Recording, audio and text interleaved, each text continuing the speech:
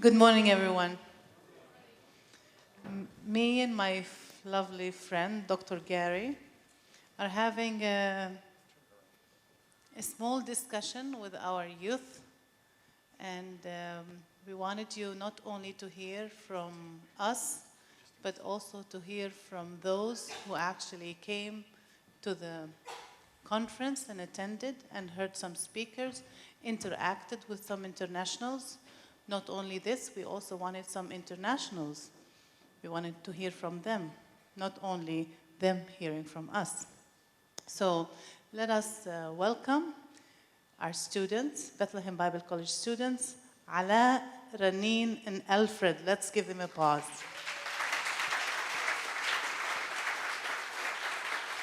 And also we have Ashley and Liam. Come on up. Oh, we need one more chair.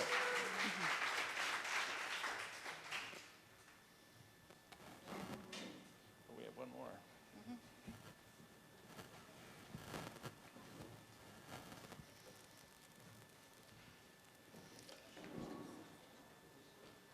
It's you. Okay.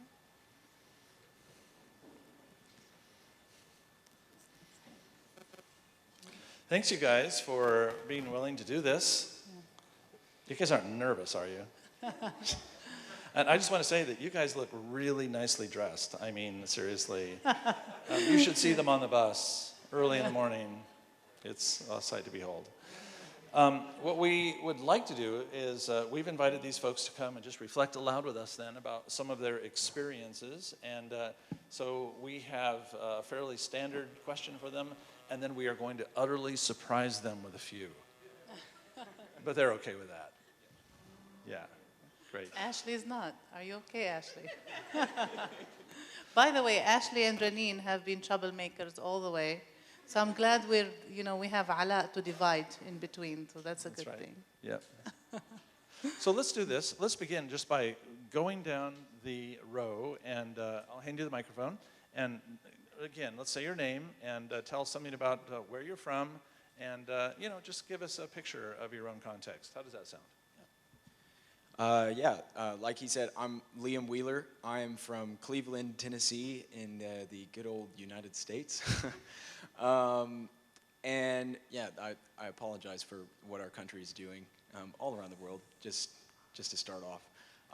I'm an anthropology and Spanish double major at Lee University in Cleveland, Tennessee.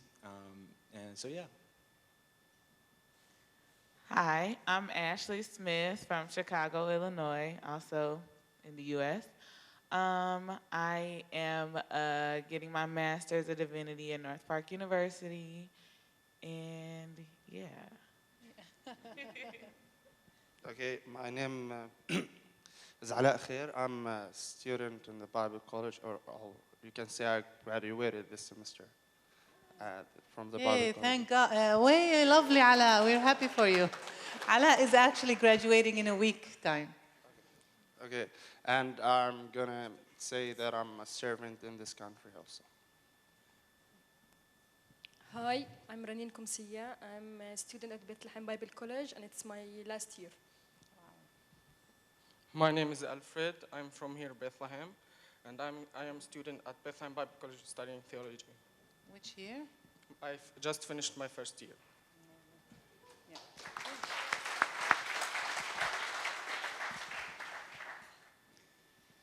All right, Shireen, how should we do this? Yes. I'll start with my students. What about that? Works. Okay, so since I'm a teacher at the Bethlehem Bible College, I always want to make sure that they're actually attending classes and they're listening. So what do I do in this case? So my question is, actually, we'll start with Alfred. How's that, Alfred? Okay, we take so many different courses at the Bethlehem Bible College. So one of the courses that you take as a first-year student is the spiritual life, right? Or the life of Jesus. And I wonder, is it a good course? What did you learn in this course, Alfred? We'd like to hear a little bit about it. راح أجاوب في العربي سوري. الكورس علمني كيف أكون زي يسوع. This course taught me how to be like Jesus. إني إني أعيش زي يسوع، أفكر زي يسوع، أتعامل زي ما تعامل يسوع مع غيري. To live like Jesus, to think like Jesus, to treat people or to interact with people like Jesus did. رغم الظروف اللي أنا عم بعيش فيها وعم بمرق فيها. Despite all the surroundings and the circumstances that I go through. وكمان نماني بعلاقتي معه حتى أقدر أكمل معه. And also my relationship with Jesus, how to grow in relationship with Jesus and so on. Okay. Did any of you took the same course? Okay, Raneen, anything else you would like to add about the course? رح أأكد بس حكي ألفريد إنه يعني الكورس بيعلمنا كيف نكون قريبين لله أكتر. Yes, it was a very good course because it brings us close to God. وبيعلمنا إنه يعني كتير أشياء كيف ممكن تكون علاقتنا مع الله من خلال صوم، صلاة، Our العبادة. relationship with Jesus Christ through fasting, through worship, and through fellowship. Thank you. Thanks. Okay, let me ask Liam and Ashley. I think, if I remember, this is the first time you've both been here, okay? And we are so glad that you came. We really are. And you've added a lot to our program. So I wanted to ask you, what are some of the experiences that you have had this week that will likely stay with you? You know, we all have shaping experiences that they're memorable and they really affect who we are. So can you reflect on that just a little bit? So in the United States, I've been pretty involved in educating myself about what's going on here in Palestine and about the occupation. And so for many years, ever since high school, I've always wanted to do work here, and so yeah, I was fairly aware of what was going on, and I knew a lot of facts, and I debated my Christian Zionist friends all the time about the kind of stuff that like theology and just human rights issues that's going the things that are going on here. But it's one thing to know the stuff in your head and to be able to talk statistics and to be able to even show people videos or personal testimonies from Palestinians. But it's a whole different experience to come and see the occupation for yourself. And I think that with a few experiences in particular has been the most impactful thing during the conference for me. Especially during the early morning checkpoint visit with EAPPI. That was extremely heart-wrenching and eye-opening for me, because I've seen pictures and I've heard stories from the checkpoints, and Christ at the checkpoint, that's kind of the whole theme, alluding to occupation, but to go through a checkpoint. And I was actually wearing my kufiyah when I went through the checkpoint, and because of that, I actually was treated a lot more aggressively than by the IDF than I would have been if I wasn't wearing it. And so even to get a small glimpse, a tiny sliver of what Palestinians have to go through daily, under Israeli occupation, was so impactful for me. So yeah. Describe a little bit. Liam, describe a little bit about what you saw at the checkpoint, and just paint a picture, and how has that picture been imprinted on your own memory? So, well, obviously, during Ramadan they have, the whole concrete block, the aisle set up that you have to go through, and during Ramadan you have tens of thousands of people going through every week, and then trying to get to the mosque on Fridays, for prayer, and so there are just, so there's all this stuff going on, and there's extra security. It's all heightened intense, and so when we went through, we went through the checkpoint, and it was fairly smooth, a lot smoother than it would have been if we were Palestinian. Obviously, a lot of, mostly, white Westerners going through, looks like a bunch of tourists. They're going to behave differently, and they did to some extent. But when I went through, I tried to hand my passport to the lady in the booth. She wasn't really paying attention, to be honest. And so I tried to hand it to her. She didn't take it, so I was like, okay. So I kind of just walked forward, and the soldier in front of me on the other side of the turnstile, he noticed that I was wearing a kufiya and that I hadn't given my identification. And all of a sudden, he got extremely aggressive. And, you know, he kind of like picked up his gun and he was like, no, you need to go back through. And he like rapped on the window and he was like, hey, get off the phone, you know, take this guy's passport and, you know, look, what is he doing, you know? And so it was all very tense. And then after I got through, you know, they saw that I was an American citizen, that I had a visa, but they were still very tense. And the soldier actually started yelling at our EAPPI tour guide. You know, they started yelling at her because she was trying to wait for people to come through. It was all just very, very awkward and tense. And yeah, so just that gave me kind of a small glimpse of what people have to live through every day here. I had a similar experience. Like, well, since being here, it's going on. There's a lot of parallels between African American culture and I don't want to cry. Okay, I can do this without crying.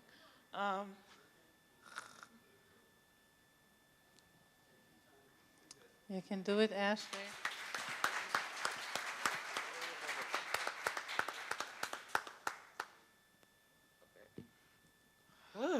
Okay.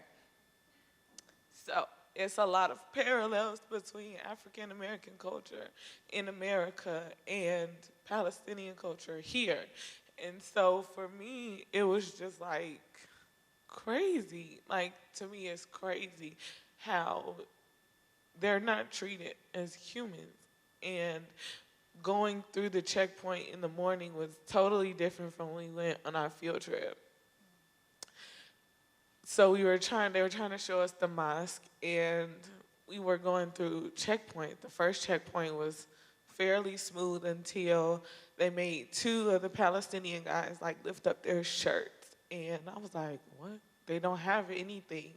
But because of the way that they looked, they had to lift their shirts up, and they had to check them to make sure they didn't have anything. And so I was kind of upset, obviously, like now.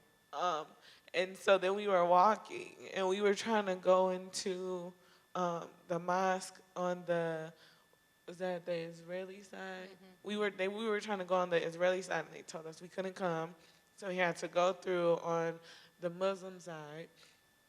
And so a couple of the guys had to go to the bathroom, and so I was waiting, and when they came out, like the rest of our group was kind of going up, and so we were waiting, or I was waiting, and they were waiting at the top, and so then they all got stopped, and they were like, oh, we need to see your passports and identification, and I'm like, but our group's over there, and so it just kind of got real.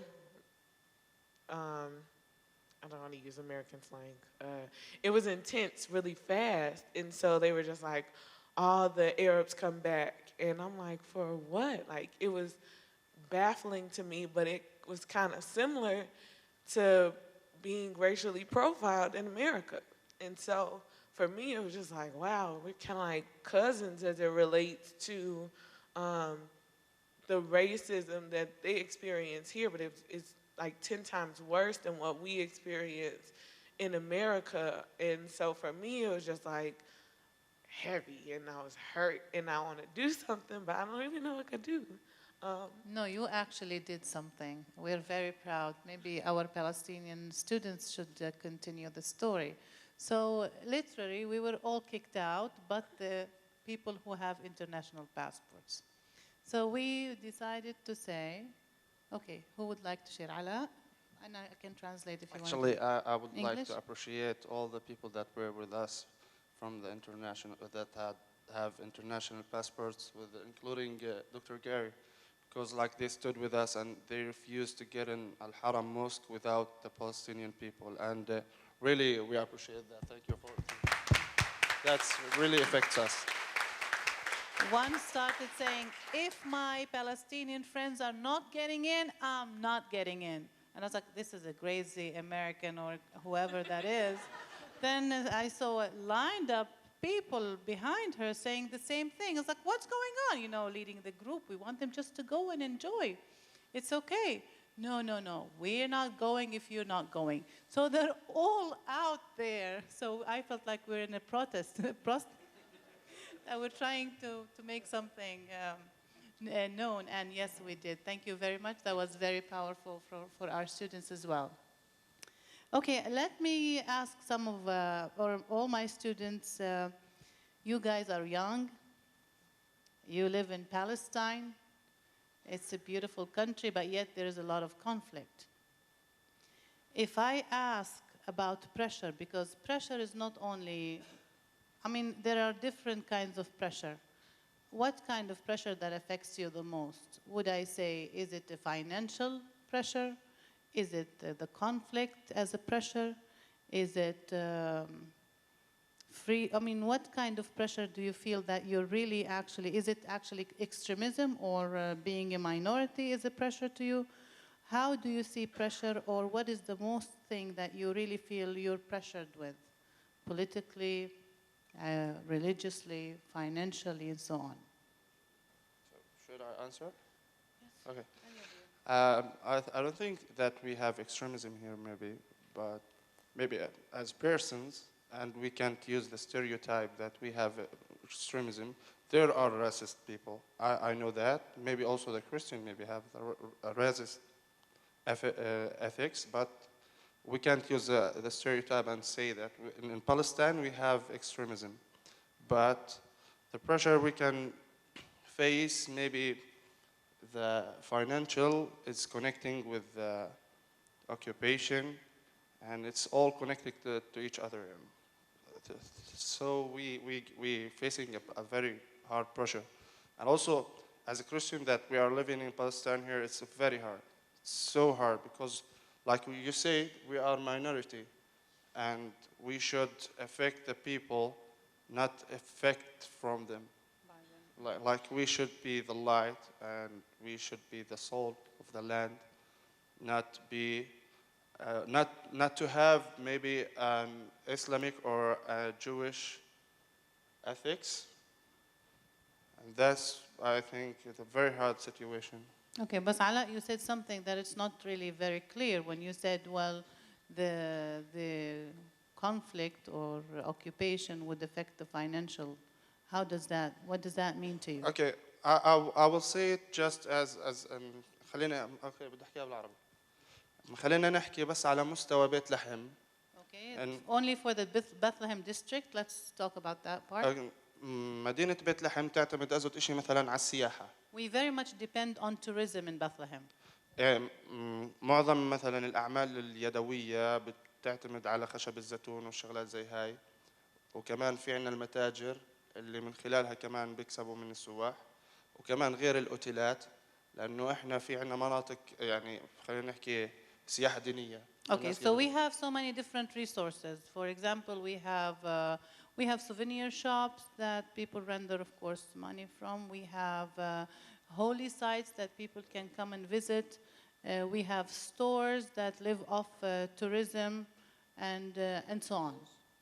المشكلة إنه السياحة عنا بتستمرش بشكل دائم، وهي بتتأثر يعني بشكل كبير في الوضع الأمني.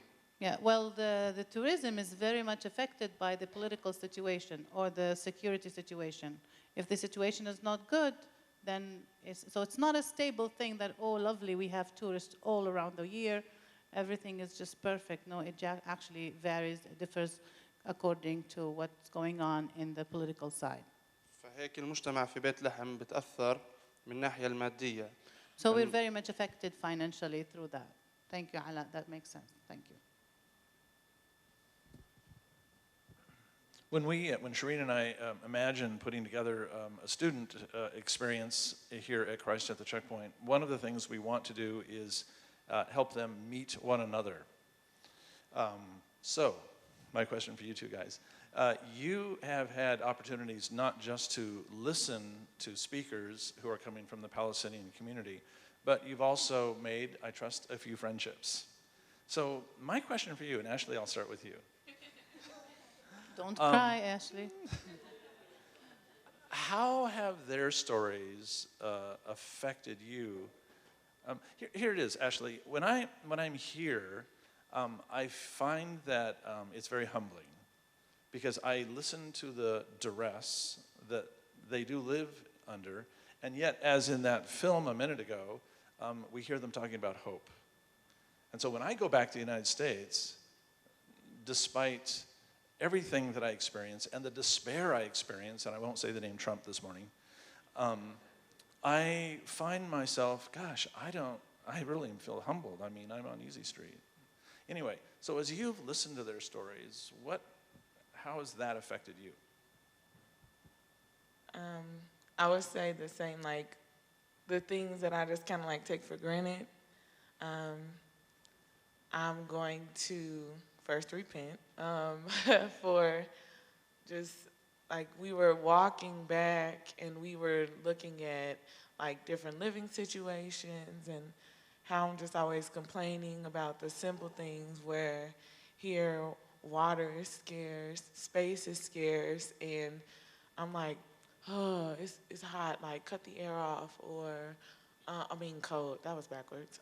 But just like the little things that I take for granted, I'm going to be more cognizant of it and just remember my friend Raneen and all the other friends that I've made here, and just kind of like, it's just a very eye-opening and humbling experience, especially as an American. Like, we think that we have it bad and that the worst things that we experience, and then I'll come here and this is everyday life for them. And so for me, it's just like, wow, I really have some checking of myself to do. Thank you, Ashley. Okay, yes, go ahead. Yeah, okay. Kind of a little bit off of what you were saying, just getting to know, Palestinians who are, my age and older, talking to them about their stories, building relationships and finding a place in the community here at the conference has really, coming to Bethlehem in one way has actually almost made me, more hopeless than I was before about the occupation. Because, you see these things, overseas on the internet, you read about them in books and in articles online, and you think, okay, well, maybe there's a chance of this changing, but then you walk up to that wall, right down the road, and you go through a checkpoint, and you're like, this is so complicated, and there's so much that has to be deconstructed here. But in a completely opposite way, the hope that you Palestinians have shown to me surpasses all of my understanding. I really am so encouraged that even you who are living through this every day of your lives, who have to go through the grind of going through checkpoints just to, go a few miles down the road, or, just to go, work on the other side of the wall. And yet you still are here and you're saying, we trust that, God will change this situation through his divine power and through our action. Yes. I think that is so inspiring. I really am dumbfounded and taken aback at the amazing continuation of hope and faith and love that my Palestinian brothers and sisters have, even under occupation. I really want to thank you guys for that, for giving me hope about the situation, even in a place where it seems like there might be none.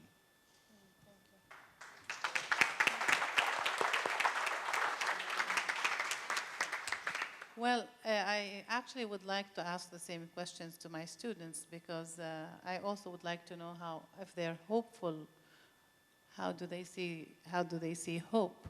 But before I do, I want to go back to Bethlehem Bible College, because it's really important for us to know that these students we see almost on daily basis. Even in the weekend, we do also activities with these students. We go places, we try to be around. And I very much liked what we had shared this morning about we know the world, but we need to also know the world.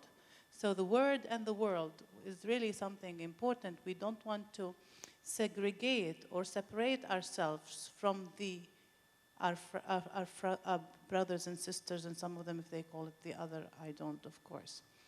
So back to Bethlehem Bible College, we do have classes that also talk about the Palestinian-Israeli narrative.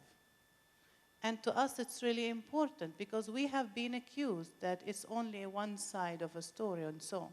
And actually, I think your professor is Dr. Salim Munayir. I hope he's not here to listen. Is he here? Yeah, so Dr. Salim gives you the course, The Israeli-Palestinian Narrative. I would like to know, what do you learn in that course?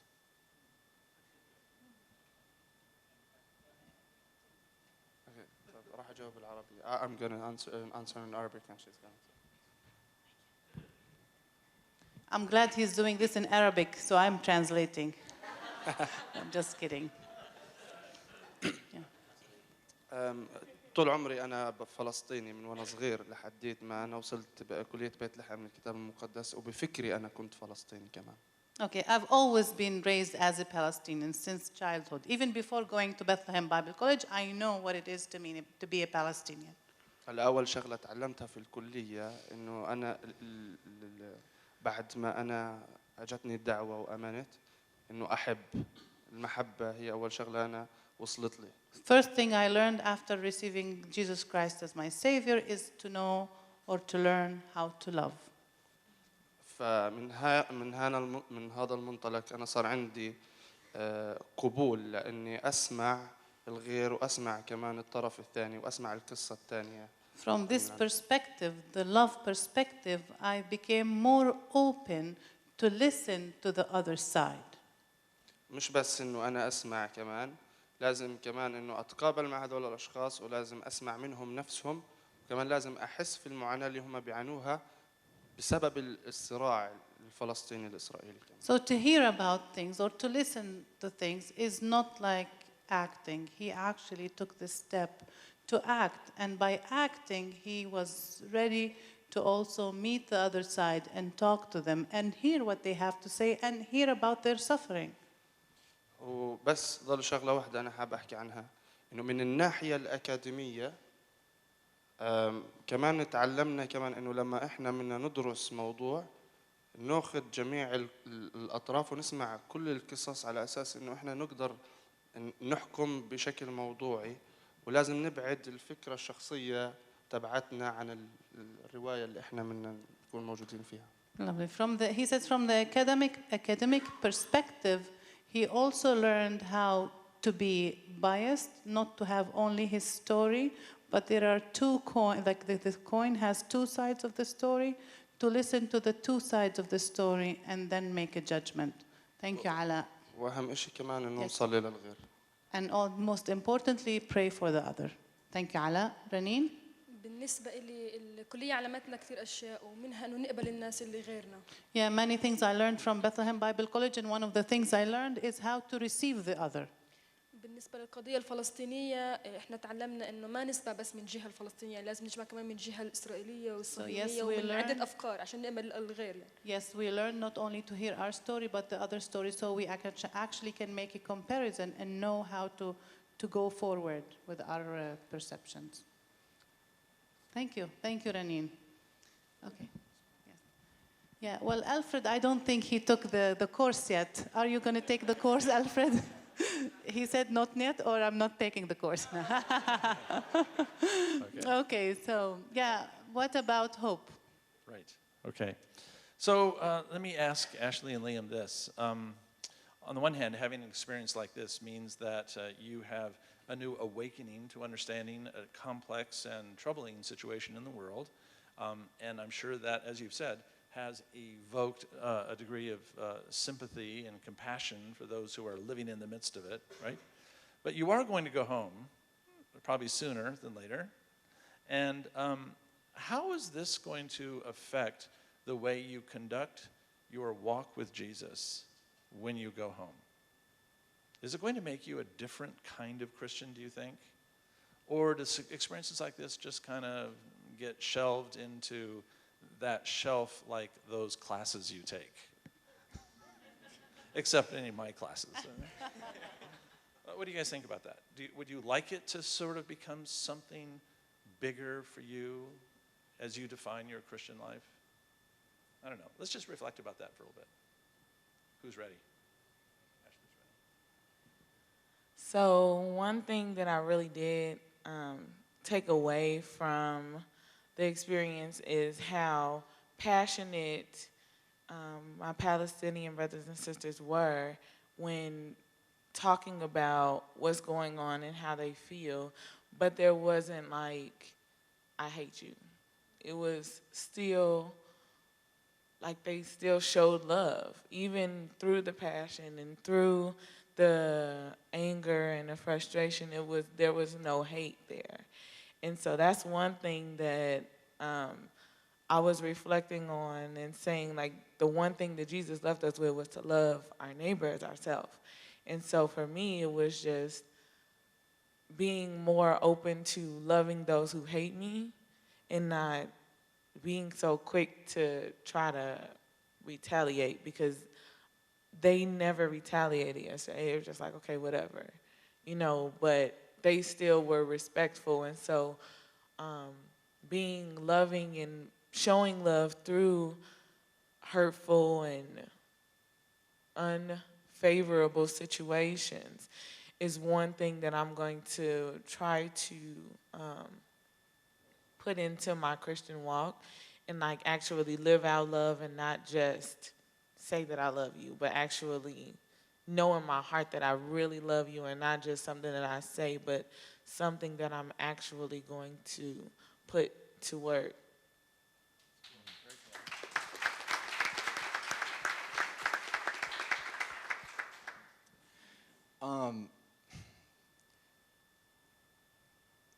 After, I've come and I've seen everything here, right in front of me and with my own eyes, the least that I can do for you, living here in Palestine is,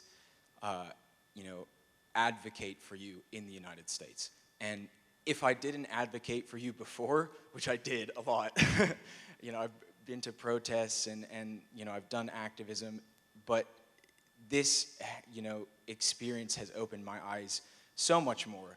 And it has, helped me to realize, how truly important it is. Like I said, it's one thing to see it, from, through secondhand perspectives, but to come here and to meet you as human beings, to see you and to talk with you and to build relationships with you, my Palestinian brothers and sisters in Christ,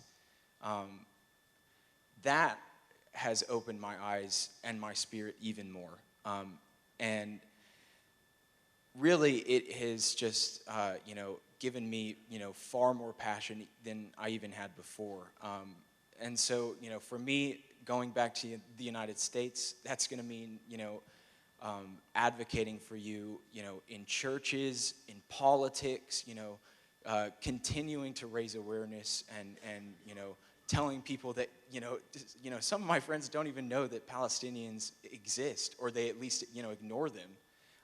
And so just to be like, look, there's a church that is living under fire, under occupation, because of the, the money that you're sending to, the chosen nation of Israel, how can we, work to stop that and to stand in solidarity with our brothers and sisters in Palestine? So yeah, if anything, and I've learned so much, but if anything, my activism and my advocacy in the United States, will be multiplied tenfold. I'm going to try as hard as I can to get your message out there and to work with you guys, here and in the U.S., to, make your situation better in any way that I can. Thank you. Thank you. Yes, Anna? Yes. Well, I also want to add, before we go to Hope, I want to tell you a little bit about our students, because it has been mentioned at the at the Christ at the Checkpoint conference that we as young generation, we do not want to adopt the victimization mentality, because if we do, I'm sorry to tell you, then we will be all the time waiting for international support, and this is something that we actually are not happy with, because we also want to stand and say we can do things. So my students have been doing different projects and so on, and one of the things that we did as actually an outreach is also go and be with the people who suffer, like those who came from Iraq and Syria. So we took our students to Jordan a couple of times, and we're actually going in August. It was a life change experience, I would say, and maybe one of you can tell us a little bit about that, because I wanted to connect it with our friends that are here, and how can we do something together. Who would like to share about Alfred, you've been with us, right? Okay. Do you want to share something? كان أول مرة بروح وبكون مع اللاجئين السوريين والعراقيين. It was my first visit there.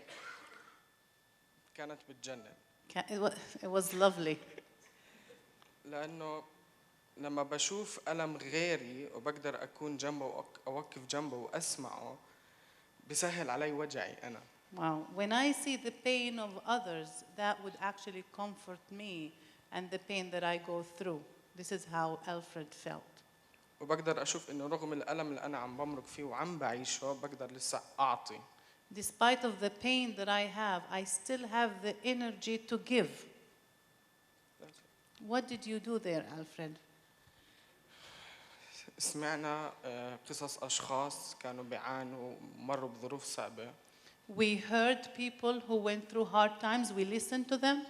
وصلينا معهم. We prayed with them. وكانوا بيشوفوها إشي كتير كبير إنك تكون موقف جنبهم وعم تسمعهم بس إنك عم تسمعهم. All they needed is just someone to listen to them and hear their pain. They were so comforted by that. Okay. Anyone wants to share about that? Raneen or Ala? أنا رحت هناك مرتين. I went twice. كل مرة كنت أتعلم إشي جديد. أول مرة بتذكر إنه رغم كل إشي صار معهم إنه كانوا ناس كتير أغنياء عندهم بيوت وقصور عندهم أشياء أملاك فظيعة يعني كبيرة بس رغم وخسروا كل إشي في يوم وليلة بس لما أجوا هون كان عندهم إيمان في ربنا إنه رغم كل إشي هم خسروه في فرج بعد كل ضيق. Yeah, she learned a lot from those who actually were very rich people, especially those who came from Iraq, Christians of Iraq. They had lots of money, and all of a sudden, in one night, they lost everything they had. And yet, they were still rejoicing in Jesus. So when they heard their stories, they were like blown, because they said that our only answer is Jesus Christ, and how committed they were to Jesus. Thank you, Raneen. Okay. أنا تقريبا رحت كل المرات اللي راحتها الكلية من 5 سنين وجاي. I'm not translating this. Okay, continue, please. No, he said he has been in all the programs that Bethlehem Bible College has done, and he has been to visiting refugees every time we went. 8 times, that means, okay? Yeah, and Okay. another time I've been alone with another service with my band. I'm worshiping. كل مرة كنا نسمع فيها قصص ونشوف فيها شغلات كنا نتأثر كمان مرة كنا نتأثر أزود ونحس حالنا إنه إحنا خلص إنه نفكر إنه إحنا مش راح نتأثر في هاي المرة بس كنا نتأثر أزود ونحس مع الناس أزود. Every time we went, we would say, well, where I have been, I don't think it's going to affect me that much because I already know. And he said it's not true. Every time we went, it was actually, we were very much sympathetic with the refugees. And it was also a learning experience every time we went there. بس في شغلة يعني بدي أحكي من زاوية تانية إنه كيف عمل الله موجود مع هذول الناس وكيف الله بدبر أمورهم من خلال الناس اللي بتروح بتزورهم. ممكن إحنا فقط يعني لفترة قليلة أو إحنا ناس من الناس القليلين اللي بنروح بنزورهم وكيف الله بدبر احتياجاتهم. هذا إشي يعني بعطي أمل وبعزي بطريقة رهيبة. Yeah, that gives hope when we go and visit them, when people provide some, food aids and so on. He felt like every time we go, there is a provider. Every time we visit people, we felt like the Lord is putting the right people for these marginalized and these people who are going through pain. So he learns every time he goes to the refugee outreach. Thank you. Well, I'm trying to connect that with our conference. I did not come to anyone and say, you know what, we're doing this ministry. And I have been praying about it, and actually I have shared this with our president, Dr. Jack Serra, that I would like a team from America or from an international team joining the Palestinian team, going together for such ministry. And one of the guys, actually, he went to the students' table to buy something. By the way, we have sales today. And they appointed him. They said, come to talk to Shireen. And he said, well, I have this idea. I would like to bring a group of people to serve among refugees. And what about Bethlehem Bible College? I said, I've been looking for you.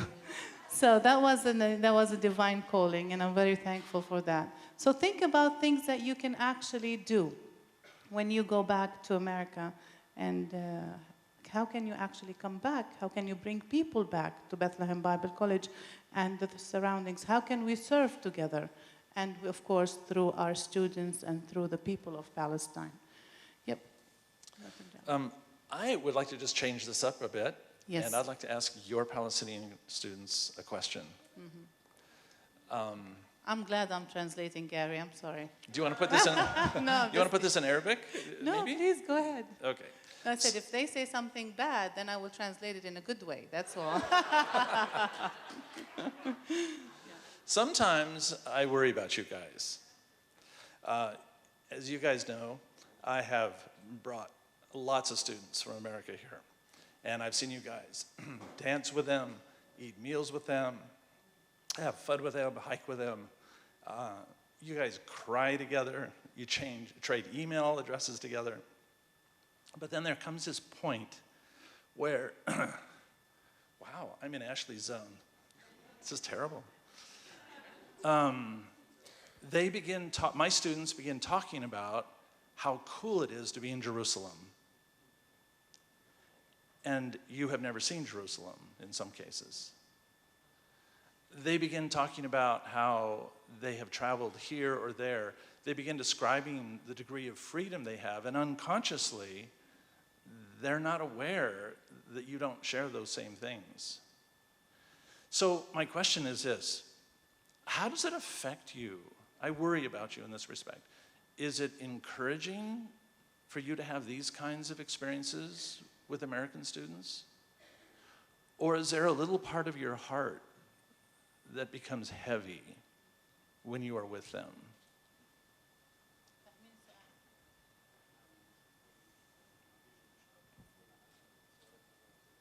هم بيحكي لما انتم مثلا بتروحوا على بتكونوا مع الاجانب الطلاب في كثير مرات بيروحوا محلات انتم ما بتقدروا تروحوا عليها فهو كيف بيكون شعوركم يعني هل بصير إشي معين عندكم هو قلقان عليكم لانه بيجي وبيروحوا معكم مثلا بيحبوا يشاركوكم مرات مثلا ما بتقدروش تروحوا على القدس بتقدروش تروحوا محلات معينه يلا فهمتوا السؤال اوكي هو بيكون إشي حلو وبيكون إشي مش حلو. There is a good thing and a bad thing at the same time. إنه الإشي الحلو إنه يعني إحنا يمكن مش قادرين نوصل هناك بس هم قادرين يوصلوا هناك فبيقدروا يشوفوا إيش إحنا بنعاني الفلسطينية من الموضوع. Yeah, the thing is that if they go to places that we can't go to, at least they see the beauty of these places and then they know how actually it's painful for us that we cannot go that far.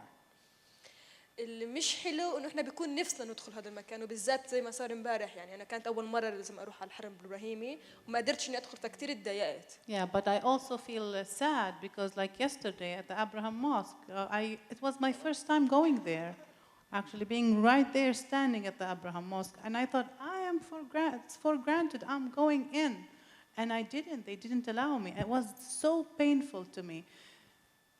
And I thought like our American friends would, actually some of them had tears, But then I looked at the corners and I saw some of my Palestinian students crying, and I said, "What is going on here?" You know, and it is painful. It's not easy. في كمان نظرة ثانية للموضوع إنه إحنا كشباب فلسطينية صرنا نشوف هذا الإشي عادي وهي مشكلة. I'm looking at it from another perspective, which is actually a problematic one. He said, we became used to it, and that is a problem. مش بس على صعيد إنه إحنا كمان بنصلش هاي المحلات، كمان حتى إذا بدنا نصلها أو نصل لأي محلات تانية، الفلسطيني بتفتش أو بمرق في مراحل تفتيش وبمرق في شغلات أزود من ما غيره بمرق. Even if we get to the point where we're actually into that place that we were not allowed in by a miraculous way, we are still stopped, we are still searched, and that's also painful. Thank you. بالنسبة لإلي إنه أشوفهم هم بيقدروا يعملوا هذا الإشي وإحنا ما بنقدر نعمله، فبما إنهم هم قادرين يعملوا وشايفين هم ملاحظين إنه إحنا ما بنقدر نعمله، هم بيقدروا يكونوا صوتنا حتى يكونوا يغيروا هذا الإشي. Yeah, well, Alfred looks at it from a different perspective as well. He said, the fact that they're able to go and see and then go back and said, this is what we faced and this is what we went through, but our friends, Palestinian friends, couldn't, that itself would bring them as what's called a voice for the Palestinians or the advocates for the young Palestinians who would like to do some things but couldn't. Thank you. Okay, so, yeah. Okay. So I guess we have few more minutes. I just want to end up with hope because I would be sad if I don't have my students share what are they hopeful for or how do you see hope? Yeah.